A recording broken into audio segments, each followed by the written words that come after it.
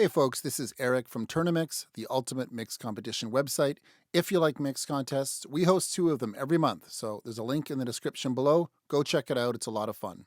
This month I wanted to give a huge shout out to Rune Lund Hermansen from Tone Projects, okay, for sponsoring both of our contests. And we have this incredible plugin, Michelangelo, here. We have 2 instances of it available this month as our prizes, one for each contest. And I've been using this for the last few months. It's a really, really interesting tool. I actually find I'm using it more and more on every mix. It just has a certain something that it offers that I haven't really seen in other plugins. It's its own thing. Now, this is based on a hardware unit, which, to be honest, I'd never heard of. For whatever reason, this famous, coveted Michelangelo hardware unit never crossed my path. But they've made a plugin that models it very closely.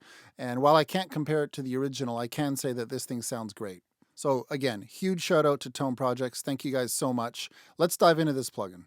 All right, so when you first pull open Michelangelo, it looks like this, and this offers you the controls that were on the hardware unit. So they're a little bit clunky. You know, you don't have a lot of options here, but that's kind of what makes it cool.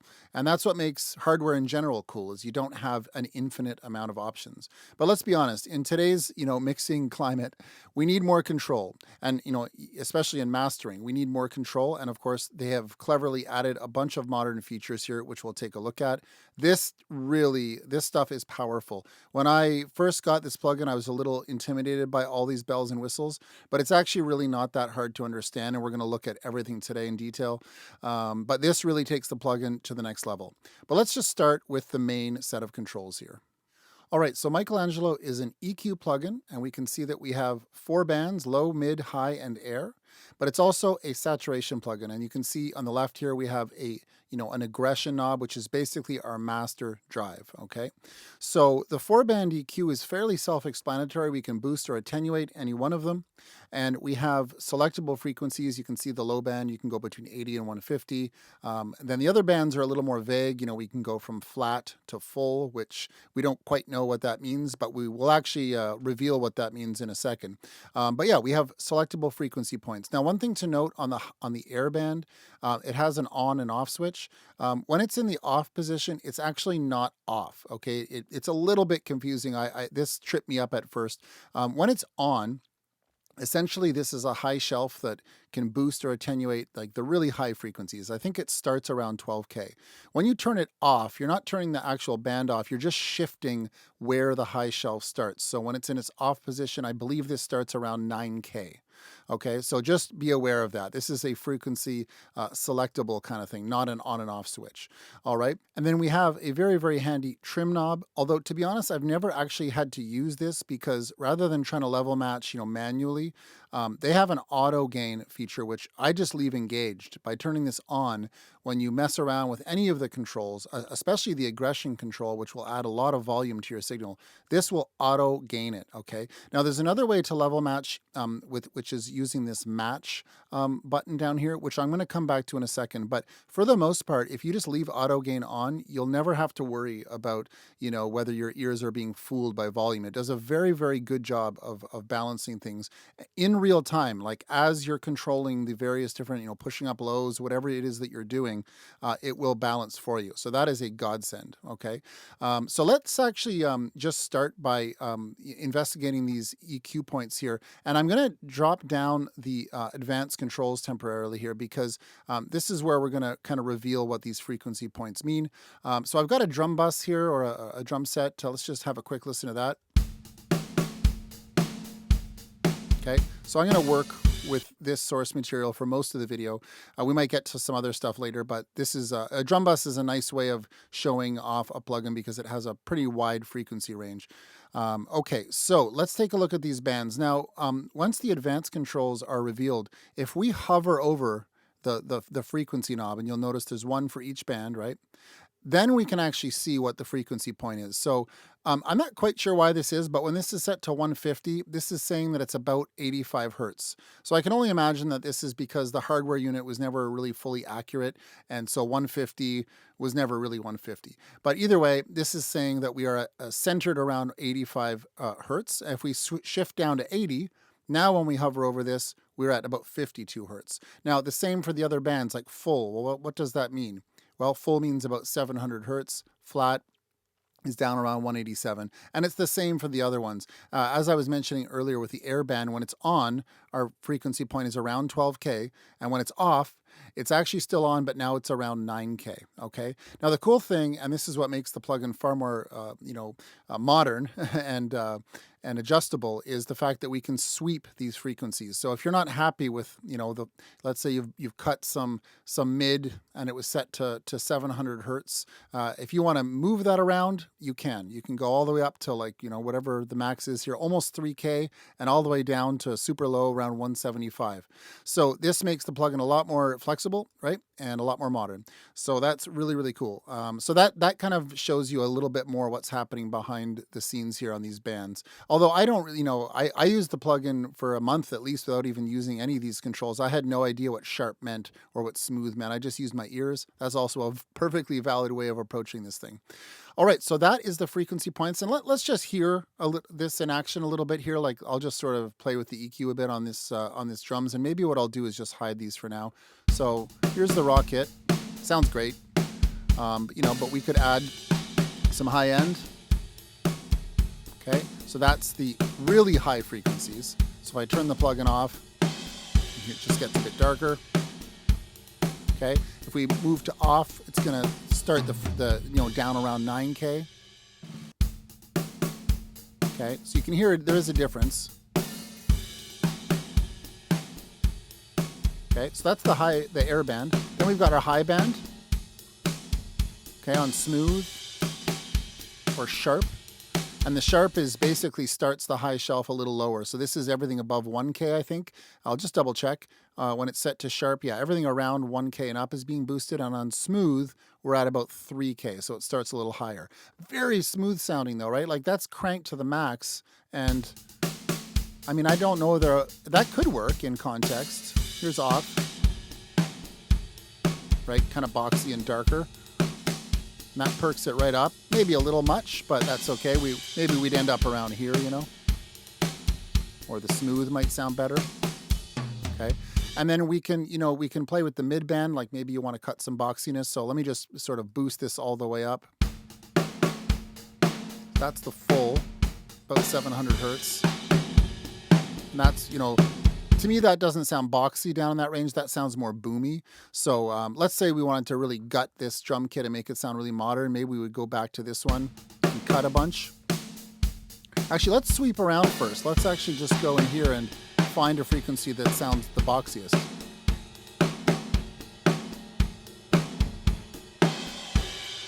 See, that's getting up kind of more mid-rangey.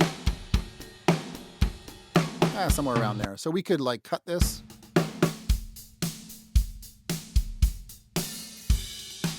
Really nice sounding EQ. That's where we were. No, I probably wouldn't cut that much mid-range or low mids. Let's give some low end.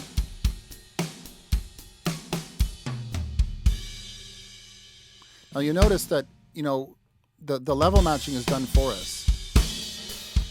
That's raw. And we get no change in volume, which is so handy. All right, so I mean, I'm just messing around here. Who knows how I would actually EQ these drums in a real mix. Let's take a look at the saturation now. I'm just going to close these advanced controls. So this is a huge part of Michelangelo, is the aggression knob. And let's just start pushing it up and see what happens. And again, we're level matched, so this is going to be really easy. Let's go all the way. Okay, so we can start to hear things breaking up there. Now, the higher you've cranked the aggression knob, the more high end you're going to lose. So, and that could be good or bad. When it's cranked to 10 like this, you can hear it's quite dark. And it's to the point where even if we crank this air knob, we're not even really going to hear much of a difference. So if I crank this, it barely affects it because the high end has essentially been removed. Saturation does create a kind of a lo-fi effect, which can remove high end. So that could be a good or a bad thing. Now, even completely cranked here, we don't have a lot of saturation happening. And that's probably just because of the way my gain staging worked. The incoming signal is not hot enough. So if we wanted more saturation, we can play with this calibration knob. And this is going to change I mean, basically the amount of saturation, but also the characteristic of the clipping a little bit. So, you know, if we wanted a crazier sound, we could crank this up. Right, you can start to hear it really smashing things now. Or we could go for a cleaner sound, right? Now, you can also add or subtract the amount of drive by using the input, which is over here, and the output knobs. And it's super handy. I love this about tone projects. If you hold down Shift and watch those two parameters, they move inversely to each other. So the more you crank it up, the more the output attenuates. So again, it keeps it level matched. So this is another way that you can, you know, drive the whole thing harder or less. It is important to understand, and it's a subtle thing, but using this to drive the circuit is not the same as using the calibration. I can't quite put into words how they differ, but this is simply incoming signal gets louder. Let's just try that for a second. So we're gonna drive this harder and harder, and we start to hear more and more saturation. Or we could go the other way. Okay. Now it's not quite the same thing. Let me just put these back to where they were. It's not quite the same thing as using this. This actually does change the characteristic of the clipping. I usually play with this first, and then sometimes I mess with these near the end of my, you know, once I'm done tweaking, I'll play around with these a bit. All right, so basically that's like the main thing. 4-band EQ, trim knob, which is almost irrelevant because this does such a good job, and a master drive that can be kind of further calibrated here. Simple as that. All right, so now we get into the fun stuff. And again, this is not nearly as daunting as it looks, okay? Once you understand one column for each EQ band, you understand all of them. So I'm going to focus on the top parameters at first. We've already been over the frequency, which is very easy. You know, it's just a sweepable frequency point. So adds to the control of the plugin. The next knob here, the drive, is probably, for my needs at least, the most important advanced feature that we have, or advanced parameter. And, you know, one of the things about driving like a full drum kit or a full mix is often what happens is the low end will crap out on you first, right? And you're sort of limited. You can't push the drive anymore because the kick is distorting. And so you kind of just have to pick a setting that it's a compromise. You know, you can't get what you want. But with these parameters down here, we can. So let's just go back and hear this drum kit fairly crushed. Let's crush it a bit more. Now that might sound great for whatever, you know, the song you're doing, but let's assume that you don't like all that distortion on the low end, but you like what's happening in the mid-range. This drive knob here for each band controls the amount of drive within that band. It's a multi-band control. And so you can see with these indicator lights, they're turning red, right? Whereas up here, they're, you know, they don't look as, there's not a warning signal happening here, right? They look okay. So all we have to do to get rid of that distortion if we don't like it is pull these down. Pull them down a bit and see what happens. Already much less distortion on the kick, okay? And just like that, we've tailored this, you know, this sound, this make-believe sound I'm working on. In the context of a full song, maybe I would make a different choice, but listen to that. You can hear a little bit of breakup on the kick, but it wasn't like this, right? Maybe you'd want to get rid of all that drive on everything below 150 hertz. Even that, I mean, it's gone, right? So this is an absolute godsend. Sometimes you want to, you know, drive the high end more, maybe the mid-range a bit more. It's up to you what you want to do. But the bottom line is these drive controls offer so much flexibility, especially when if you're a mastering engineer working on full mixes. This can really save the day. So I love that. Let me just get back to 0 here. All right, so I'm back to neutral settings. I've taken away all the drive and stuff, and we're going to look at the next section, which is extremely handy. So we can treat each band, each EQ band, in mid-side. So, you know, if we want to push up some 80 hertz, again, let's imagine we're working on a full mix and we push up some 80 hertz to get more of that kick, but we don't want that on the sides. All we have to do is switch this to middle, and now it's focused just on the middle. You know, or maybe you want to do the classic trick of brightening just the sides of your mix. So you push these guys up a bit, but you only want it on the sides. So now we can do that on the side only. I'll just turn the drum kit back on here. So here's off. And with those, you know, settings I just dialed in, back on. And you can hear that. Let's switch the side bands here to middle and see what happens. Right? Now you can hear much more of that ride up the middle and just sort of more high end up the middle, right? That sounds very mono, but now everything widens out. the cymbals widen out. Basically, we're widening the overheads, right, in this scenario. A lot of the drum components are right up the middle, but this is extremely handy. And again, especially for mastering, having that mid-side flexibility is just huge. Now, to add to the fun, we also have this transient and body control here. And what this means is we have the ability to steer our EQ more towards the transients. So for example, here I've pushed up some low end, as you can see, but maybe we want that to affect more of the transient of, like, say, the kick drum and not so much the sustain. Let's see if we can hear that. I'm going to crank this up a bit more. Okay, so there, let's switch it to body now. Totally different sound. Hear how different that is? So, you know, and depending on the source material that you're working on, that can even be a far more dramatic effect, and it's extremely handy. So in this case, you know, maybe I'd want to focus the lows just to the middle and just to the transient, you know, like that. Let me just remove this boost here. That's where we were. Kind of boring and not a lot of oomph. Really, it's a really focused low end because, again, it's only affecting the beater hit. You know, it's not affecting the sustain. Really, really cool. And we can do that for every band, you know. So, you know, what's a good example? Let's say we wanted to get rid of some of the boxiness on this drum kit. So maybe we'd put our frequency point around, I don't know, 600 hertz, 500 hertz, somewhere in there. Let's cut a bunch of it, okay? Let's just cut all of it. Okay, and then let's focus this, probably, I would say in this case, more on the body, so more on the sustain. So that is very different than if it's focused on the transient, which is just kind of crazy sounding. Cool, it's actually very cool sounding. That could be a neat, creative effect on your drum kit. Let's hear that again. So this is cutting a ton of the transient at about 500 hertz.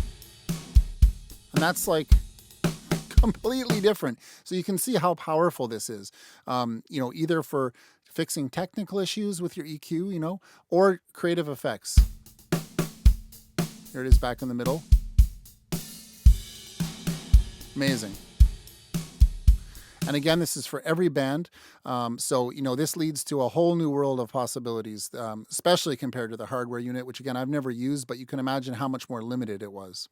All right, and then lastly, at the bottom of each EQ column here, we have the dynamic section. Now you'll notice, for example, with this low band, I don't have any attenuation or boost. It's set to neutral, so it's not doing anything effectively. But when we hover over this threshold knob, we get to see the incoming signal for this band. So let me show you that. So nothing's happening, we don't see anything, but now we do. Okay, and this is, again, showing how much signal we have in this frequency area coming into the plugin. And then what we can do is adjust the threshold and the range to create a dynamic response. So if the range is neutral, nothing's going to happen.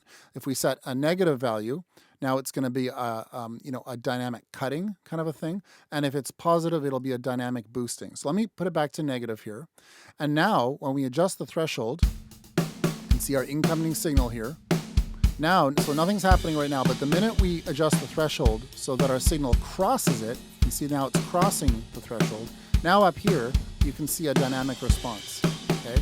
So it's cutting, what are we at, 85 hertz in a dynamic manner, depending on how much signal it's receiving. If we make the value positive, now we see it over here. I can crank it. You can see a large dynamic response here. Every time the incoming signal crosses the threshold, it gets boosted at this frequency point, or cut, okay? Now, the last little control here reverses how the dynamics processing works. When it's off, which is the neutral state, the signal has to cross the threshold to engage the dynamics processing. If we click this on, it's the opposite. Every time it falls below the threshold, we get dynamics, okay? So this section here, I have not used this as much. I mostly do mixing, and I just haven't found as much of a need for it, but it's there if you need it. I can imagine it being very powerful in certain scenarios. All right, so there's some saturation stuff to look at here, but I'll just continue with the EQ for a second. We've got a low and a high pass filter, which is very self-explanatory and extremely helpful. I love that they included that. It just means I don't have to open some other plugin.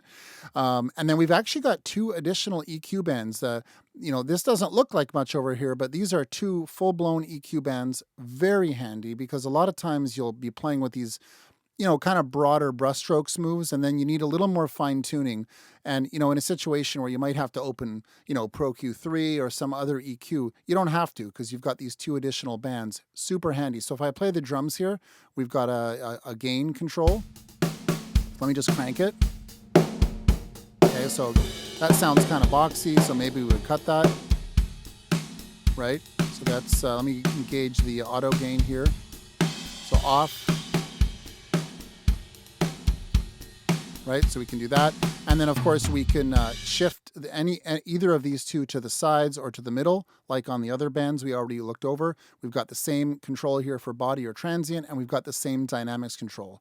Okay, so this is just it's one of those things that, again, it just saves you having to open some other plugin. Absolutely love that they included that, and again, I love that they included the filters. Now, if we look, let me just put that back to 0 here. If we look over at these controls here on the left, they're kind of a continuation of the aggression control. So typically you'd be, let me just do this for you. We drive in some aggression here. Let's just go all the way. Maybe that's not enough. Get some further aggression. Okay. And then when we come down to this section here, we've got the tube compression. Think of this as an overdriven, compressed kind of a thing that affects the transients. This is really going to smash the transients down. So let's just check this out. You can already hear some of that distortion, but this, you can hear it's really directed towards that kick and snare. Okay, so that's just another way that you can kind of enhance or change the character of the settings you're working with, and the overall drive. We can, of course, go cleaner too. Okay, so that's, just something else that you can play with. And then below this, we have, I'm going to maybe leave that up a bit so we can hear the difference more here. Below, we can switch from triode to pentode. So we have the even order, kind of warmer harmonics on the left with the triode. And then we've got the brighter, crisper, odd order harmonics with the pentode. So let's just hear that. That's triode. You can hear it changes. Yeah. And again, this when it's cranked hard left to the triode, it's sort of just a darker sound. Gets a bit more, a bit more crisp on the pentode. So this is a hugely advantageous parameter. Can really change things really, really quickly. And then the spread and crosstalk, I'm actually going to come back to that in a sec, I think. But just to explain it quickly, the spread changes the kind of harmonics that are generated on the left and right. It creates more variance between them. And as you may know from things like Haas effect, like whenever you change one side of a signal to be more different than the other side, it creates a kind of a widening effect. So this isn't your typical stereo widener. This is really dealing with harmonics. So for example, if you have no aggression dialed up, and you're treating this mostly as an EQ, I'm not even sure this control would do anything. But once you have some harmonics going, it will kind of create a width, which we'll hopefully hear in a second. And then you can adjust the crosstalk as well if you need to. So that covers all of the main functions here and features of the plugin. Let me just disengage the solo on this drum bus and sort of just hear this full mix for a second. I'm going to just actually mute that one on the drum bus and move to the full mix. So let's engage Michelangelo on the full mix. Here we go.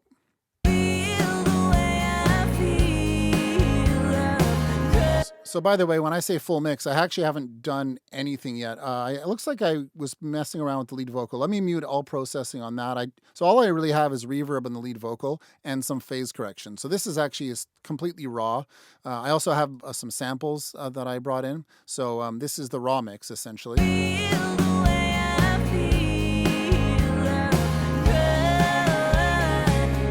So mute those vocals.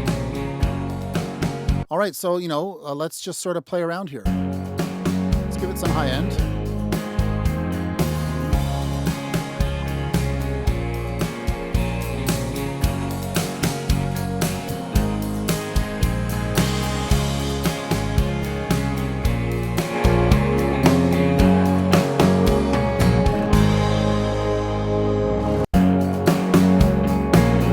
maybe cut some mud out of it. And we'll try some low end. All right, let's see where we were. So this is sort of with no EQ. And let me actually engage this. I should have had that on from the start. So handy, because we got some pretty big volume differences there. So here's raw. There's with some nice EQ.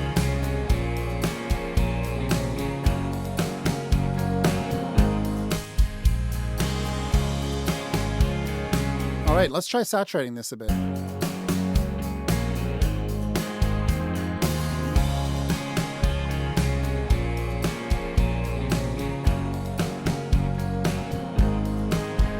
So again, with this much drive, we're going to lose all of our high end and things are going to start to break up. I'm curious with even like the drive at halfway. So here's where we started. Let's just see what we've done here.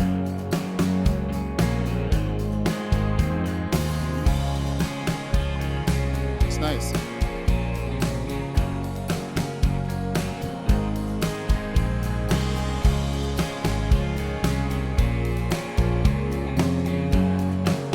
Yeah, see, that sounds, I mean, this is a great recording, so it sounds pretty darn good, I think, even raw.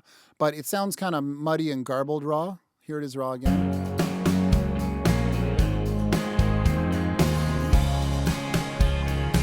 Yeah, that's pretty cool. Maybe let's focus some of these higher boosts to the sides and see what happens. And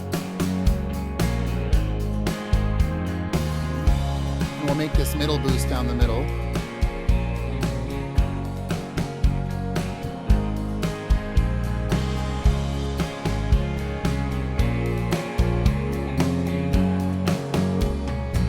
Now, there's one more thing I actually meant to show is this match button. Now, the auto gain does a great job. It really, really does. And when I'm tweaking things, I just use that. But let's just imagine we like these settings. I'm not 100% sold on them, but imagine we like these. Then what you can do is run the material and press match. And if you watch this output section here, it's set to 0, okay, because it's all of the gain matching is being handled by this area. But let's just see what happens here. So I'm going to press match. Ah, interesting. So it's actually adding another dB of volume. Okay, so this is so key here. I'm trying to A/B my settings on and off, and I actually still had a 1 dB difference in my output. So this is actually probably going to sound better now when I A/B these on and off. So think of it this way: when you're tweaking your settings, the auto gain is going to do a very, very good job. But once you finalize your settings, it's a good idea to use this match control because it's going to further refine the level matching, and it often catches little mistakes that the auto gain can't handle. So let's start with this plugin off.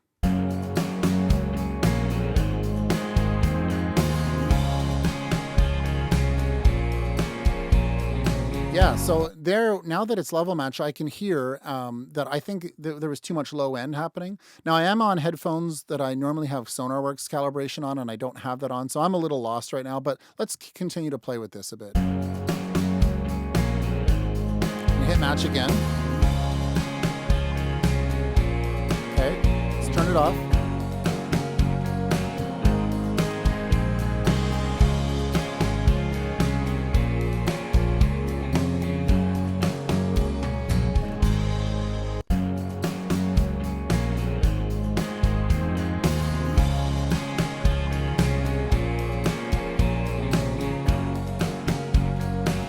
And there we go, just messing around here. I mean, I don't have the vocals in place, and I actually haven't done any mixing on any of the raw tracks, but it's sounding great. And you can really hear how smooth these are. Like if I push these all the way up, and I've got them affecting the sides only right now, I'm going to play with that too.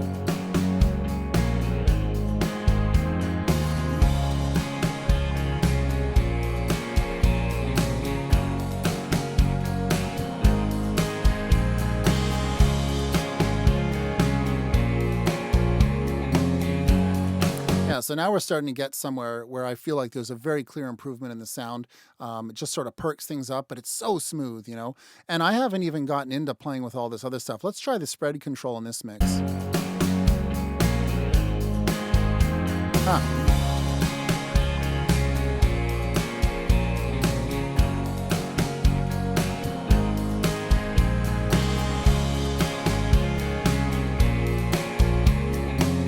Yeah, and this is a good example. It's a subtle thing. I wouldn't, in a blind test, I wouldn't bet a fortune that I could hear the difference.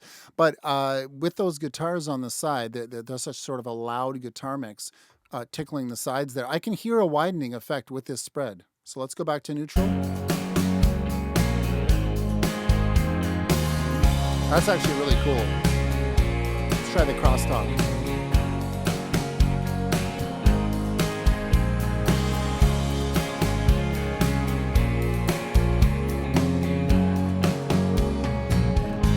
Now we are really making a big difference. So let me just do one final matching here and we'll do an A-B.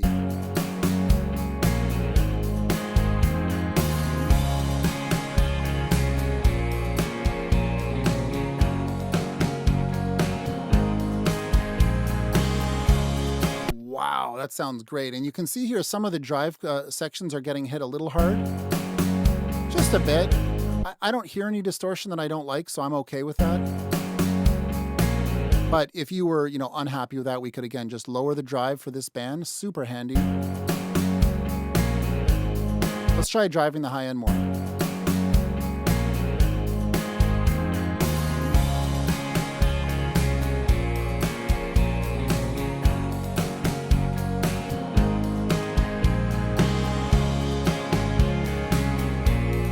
I mean, that's amazing. Again, I'm a little lost on these headphones right now, but to my ear, we're making a really big, a nice improvement to that sound. If it's too bright, then I apologize, but I'm just sort of mucking around here.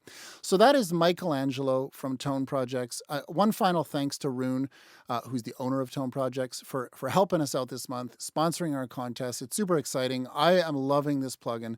And you can see here that there's just we had 20 minutes or half an hour here today to mess around with it, and we were mostly focusing on drums. But you could use this on really anything. I think it would be, I've actually had great success with it on bass. I love the saturation on this, that this thing offers on bass. Really, really nice on vocals. This airband is super smooth for vocal boosting. It's just a great plugin on a track level or a bus level. So check it out. Michelangelo from Tone Projects. This is Eric from TOURNA-MIX signing off. I hope you guys are doing great and enjoying this month's songs. And it'll be really, really neat to see who wins this thing. Take care, guys.